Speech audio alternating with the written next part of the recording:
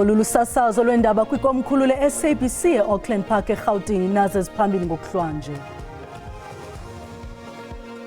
Kuthenjiswa imbuyekezo ye-R50,000 kuye nabani na onolwazi malunga nokunyamalala kwentatheli nomathotholo wasekuhlaleni u-Aseri Sibusiso Ndlovu nenkosikazi yakhe uZodwa Mdluli.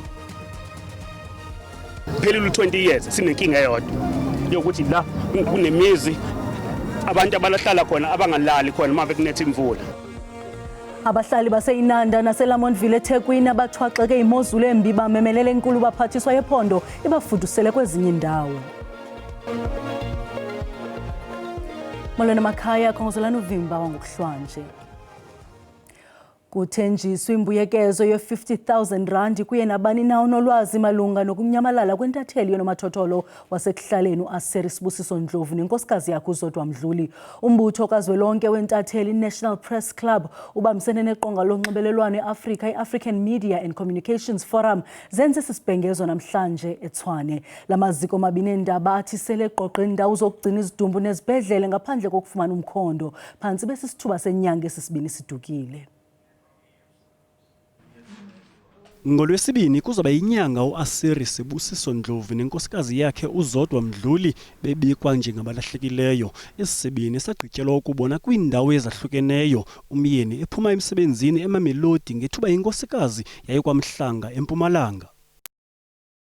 Ngayenzanga enayikho into ebuhlungu sisi uya embedeni uyolala in your room ungazi ukuthi usisi wakho ulele kuphi.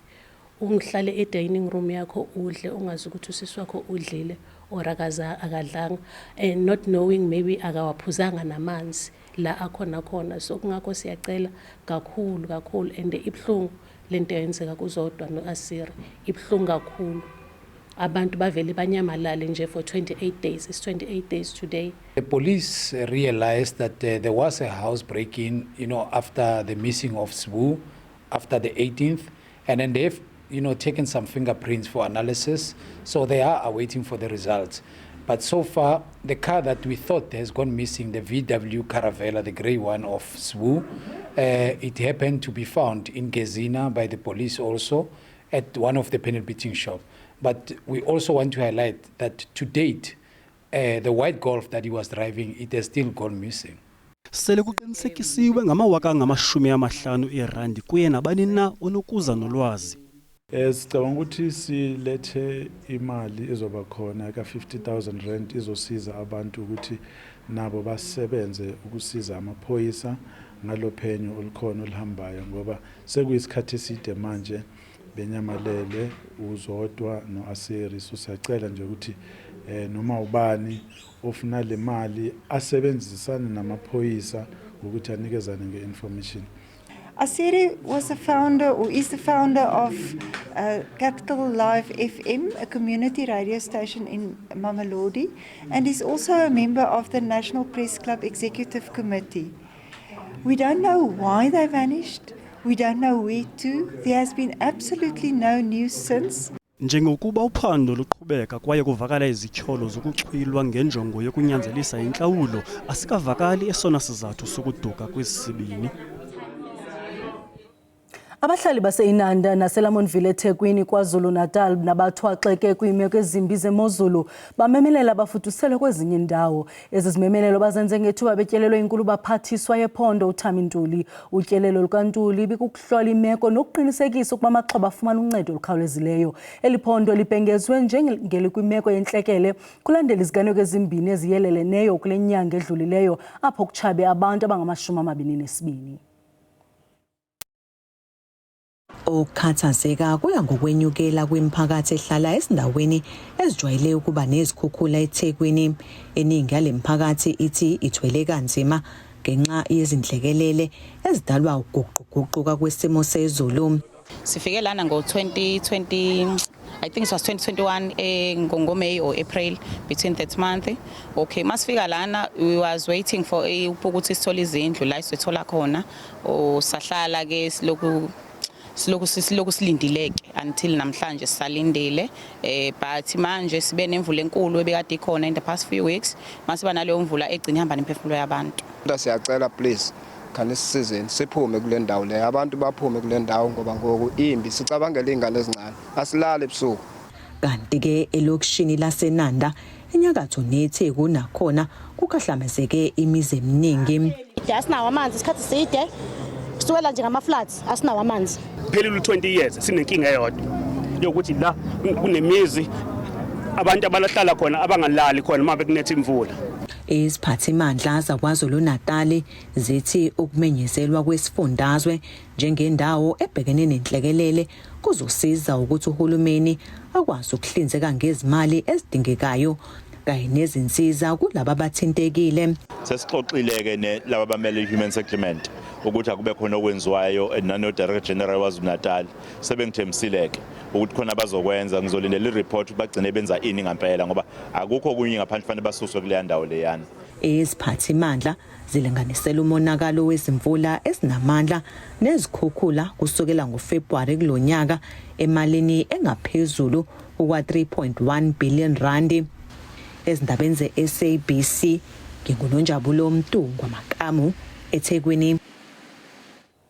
Kukho inxalabo zokubuninzi lwabantu abaphulukane nemali zabo ngethuba ibhanki VBS isiwa abasayi kuphinda bazifumana imali zabo nabazisebenzele nzima. Okuna njengoko abachithi bale bhanki abathe baqhubekeka nokusasaza ngaphezulu kwe-600 million yerandi ezilahlekileyo kwi-2 billion ethe yalahleka kule bhanka. Abanini bezabelo zemali abambalwa kule bhanka baphoxekile indlela esetyenziswayo kuyo ukucukuceza imali nebhatala amatyala le bhanka. Ngonyaka ka-2018 le bhanka yabhengezwa njengebhanki engenasombululo kwiingxaki zayo. Oku emva kokuba yagqejwa imali eqikelelwa kwi-2 billion werandi, nto leyo yakhokhelela ukuba ngo-2019 kuqaliswe iphulo lokuyibhangisa le bhanka. Inkqubo yokuchithwa kwale mali ngoku ibone abafaki imali beqala ukubuyisa ezinye zengxowa-mali zabo, kwaye nangona kunjalo inkxalabo yeyokuba oomasipala abatyalwa ngokungekho mthethweni babekwa phambili kwimali efunyenweyo. Those people who have who have deposited illegally then should not be given first preference, which are the municipalities. And the municipality can even afford to lose that money. Umchithi mashishini uthi nangona kunjalo inkqubo yokwabiwa ilawulwa ngumthetho we-Insolvency Act ka-1936 ngokutsho, kwaye ngokwemibhalo yale act kukho iindidi ezintlanu zababolekisi abafuna ukuhlawulwa. Amaqela ezentlalo afana neStokvel awela kudidi olufanayo noomasipala.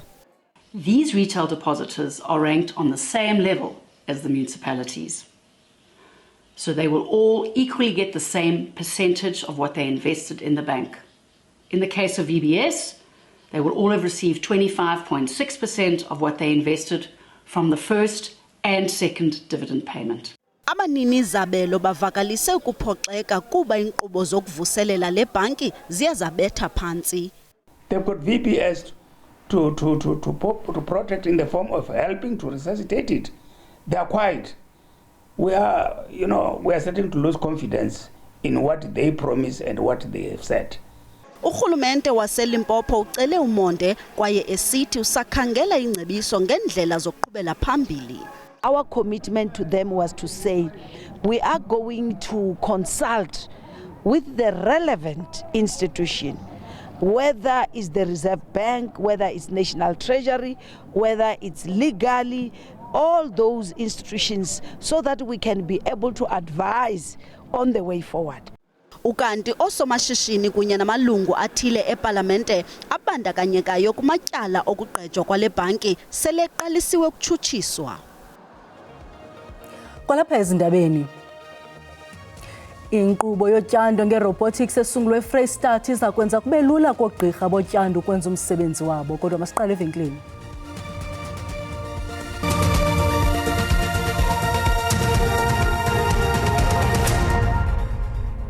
Sinamkele kwakhona kwiindaba zelijelo. Uyakwazi ukubukela kwakhona ezindaba kwijelo leYouTube uthi SABC iindaba zesiXhosa. Ukanti xa ubukele sicela ucofe ulike ze ukuba ukwamcofa usubscribe sibongoza wenze njalo kwinqaku lokuqala sithe. Kuthenjiswa imbuyekezo ye-50,000 rand kuye nabani na onolwazi malunga nokunyamalala kwentatheli yonomathotholo wasekuhlaleni uAsiri Sibusiso Ndlovu nenkosikazi yakhe uZodwa Mdluli. Umbutho kazwelonke wentatheli National Press Club ubambisene neqonga lonxibelelwano eAfrika, i-African Media and Communications Forum zenze sisibhengezo namhlanje eTshwane. Lamaziko amabini endaba athi sele eqoqa indawo zokugcina izidumbu nezibhedlele ngaphandle kokufumana umkhondo. Phantsi besisithuba senyanga esisibini sidukile. ANC ithi iza kubamba indibano ekudala ilindelwe phakathi kwayo nehlakani layo i-SACP ngomso. Lamahlakani afuna ukufumanana kulandela isindululo senkomfa ye-SACP esathi iza kuzimela kwiinkqubo ezizayo zonyulo. Umbutho wamakomanisi uthi wafikelela kwesi sigqibo ngenxa yokwala kwe-ANC ukuhlaziya ubume bonxantathu wamahlakani. Esinye isizathu intlanganisela ye-ANC ne-DA kurhulumente wobumbano. We are having a bilateral this coming Monday. So we are ready also to engage with our allies on these matters. Amazwi kanobhala jikelele we-ANC ufikile mbalula ngendibano esekulithuba ilindelwe phakathi kwalamahlakani. Ubudlelwane obombethwe izinhlaba zahlukane phakathi kwalamaqela buza kuba phambili kwingxoxo. We will be holding a bilateral session with the ANC to address a number of strategic issues of mutual interest between the SACP and the ANC. Nakubeni lamahlakani ethemba kuba le ndibano iza kuba sisiqalo sokuphucula ubudlelwane phakathi kwawo, kodwa umbutho wamakomanisi ubonakala ungabuyi ngamva kuzigqazela unyulo njengomthuzimele ukubheka phambili. Unobhala jikelele wamakomanisi uSolomon Payila uthi phakathi kwemiba bakhalazela impathombi yezinye inkokheli ze-SACP xa kuthethwa ngokutyalwa kwamaqabane kwizikhundla, esithi ukuzimela kunyulo kuza kukhulula ezinkokheli kuxhatshazo lweminyaka ngothile be-ANC. The ANC remains seriously factionalized with moral and political decay that has been far-reaching. Its future electoral prospects have also become uncertain, with a strong possibility of experiencing a further decline if it does not achieve a turnaround. If it continues, the electoral decline of the ANC could reach a point where it will be unable to form governments. Indibano yalamahlakani mabini iza kubanjelwa eLuthuli House ngentsasa yangomso kulindleke iphele emva kwemini.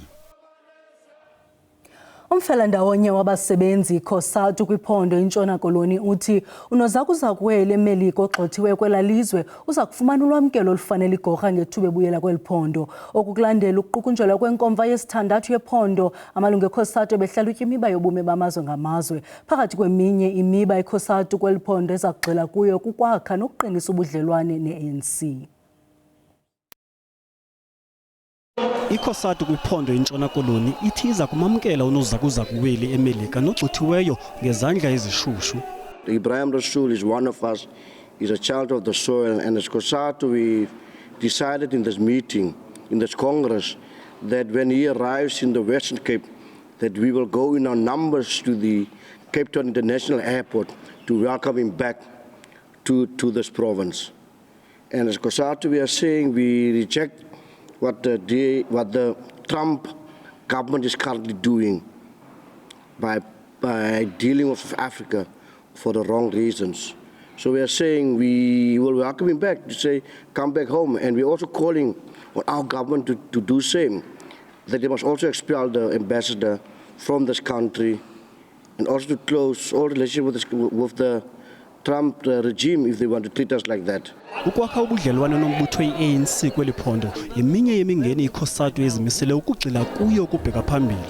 Okokuqala abasebenzi bayasokola ngoba zininzi icampaign befana ba i-ANC izibambile apha. Qha i-ANC nxa iqhekekile ngalendlela iyiyo apha ephondweni ayizokwazi yenza lonto. Abantu abasokolayo abahlwembuzekileyo bayasokola ngoba ithemba labo likwi-ANC. Ibe i-ANC ingabonakali ngoba kaloku ezaziqu zonyulweyo zafakwa phazizo ezi ziye kulankomfa zingavani zaphuma kulankomfa zaqhubeka ngongavani. Isigqeba isitsha sobunkokheli kwiCOSATU kweliphondo sonyulwe singaphikiswanga kwaye inkomfa yabhengezwa njengempumelelo. Amagumbi ezotyando ayaphuhla njengokuba ekugqibeleni kufika ixesha lokutyhila kwelinye iphepha kwezempilo kweli.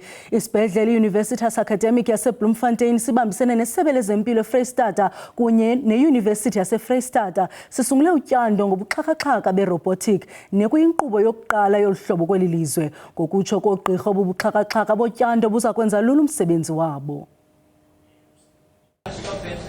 Kunotyando oluqhelekileyo noludinga ukusikwa kakhulu. Obu buxhakaxhaka botyando buncedisa oogqirha bakwazi ukwenza utyando olunomzila omncinci, nto leyo ecutha intlungu.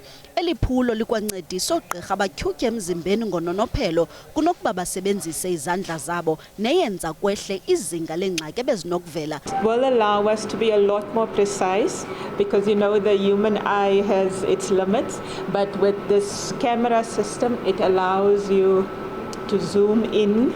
It is also an angulated camera, so it will allow you to look behind structures. Unjingalwazi uFreddy Klassen ulincomile liphulo lokusetyenziswa kobuxhakaxhaka botyando kwaye esithi balifumene uqeqesho ngendlela zokusebenzisa ubuxhakaxhaka eDubai. What the huge or big advantage for me is you can sit down in a nice economic correct position and your arms are rested on the console and surgery or surgeon fatigue is much less if we compare it to open surgery or laparoscopic surgery. Impilo laseFreystata lithi lisebenzela ukuba obuxhakaxhaka bufumaneke nakwezinye izibhedlele. Ngoku lo matshini ufumaneka kwisibhedlele Universitas Academy. Bakwathe bafuna ukungena kwixesha apho oogqirha benokusebenza besekhaya logama nezigulane zinokutyandwa ngugqirha ekwenye idolophu. The problem of the implants that had made us to have a long list, they have been addressed, including in Vitumelo Hospital where we had a long list. The operations were started to be done last week and the number is greatly reduced now. City yaseFreystata ithi iqhubela phambili ukutshintsha indlela eqeqesha ngayo uluhlu oluzayo loogqirha. Izixhobo zokucwangcisa kwabantwana abaselula nezibizwa nge-implants ziyinxalenye yenkqubo yokucwangcisa yesebe lezempilo eFreystata nanjengoko liphezulu kakhulu inani labantwana abaselula abakhulelwayo. Ngokwengxelo yengcali yezempilo, ukukhulelwa kwabantwana abaselula kudala ingxaki eziliqela neziye zikhokelele ekubeni aba bantwana bosuleleke ngezifo ezosulela ngokwesondo. Isebe libamba inkqubo yokuthintela ukukhulelwa kwabantwana abaselula nalapho abantu abatsha bebenikwa iipilisi zokucwangcisa. Isebe lezempilo kweli phondo laseFreystata lizama ukuza nesombululo kwingxaki yokunyuka kwezinga lokukhulelwa kwabantwana abaselula. Kulo nyaka uphelileyo eli phondo libike ukuba ngamantombazana 108 aphakathi kweminyaka elishumi nelishumi nesine aye abeleka, ngelixa ayi-5049 aphakathi kweminyaka elishumi nesihlanu yokutsho kwi-19 eye abeleka kwakulo nyaka. Ukhawulelana nale ngxaki isebe lezempilo kweli phondo lanikezela ngepilisi nangezixhobo zokucwangcisa kumantombazana aselula eBloemfontein kwaye likholelwa ukuba le nkqubo iza kwehlisa inani labantwana abaselula abakhulelwayo, iqinisekise nokuba amantombazana aselula awasiyeki isikolo.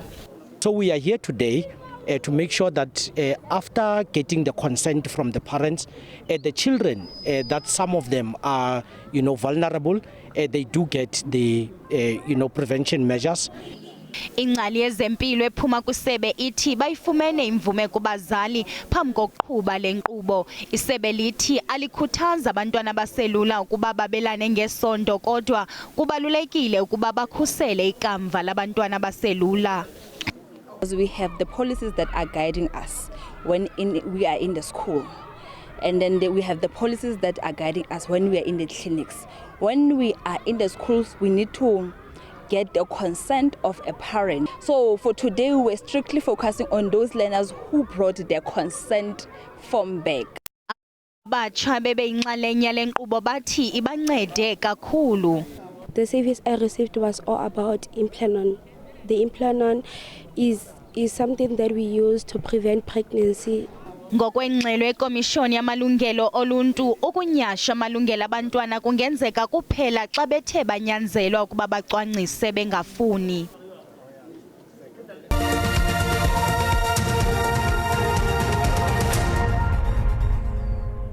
Orlando Pirates wavuselela amathemba ayo okuphumelela intshinga ye-PSL kule season. Amabhakani abethe iMamelodi Sundowns ngamanqaku 2-1 kumdlalo weBetway Premiership eFNB ngalemva kwemini. iPirates isankonya isine semidlalo esandleni ucuthele kumanqaku 15 umsantsi encochoyini. Kunjalo iRichards Bay inyukele kwindawo ye-11 emva kokubetha iKaizer Chiefs 2-0 eThekwini. Orlando Norris oqhubela iMcLaren uphumelele ugqatso lokuqala lonyaka e-Australian Grand Prix eMelbourne. uNorris ebevala amanzi ngenendlini ugqatso lonke nanjengokuba intshatsheli ekhuselayo uMax Verstappen ebemhlela entanyeni imvula isina abanye abaqhubi begilisa kuphuma nemoto yokhuselo kwamatyela amaninzi. Sibulele mawethu ngokusibeleka indlebe sinikhumbuze sangomso ziza noxa bethu ngesizulu. Kamnandi mawethu.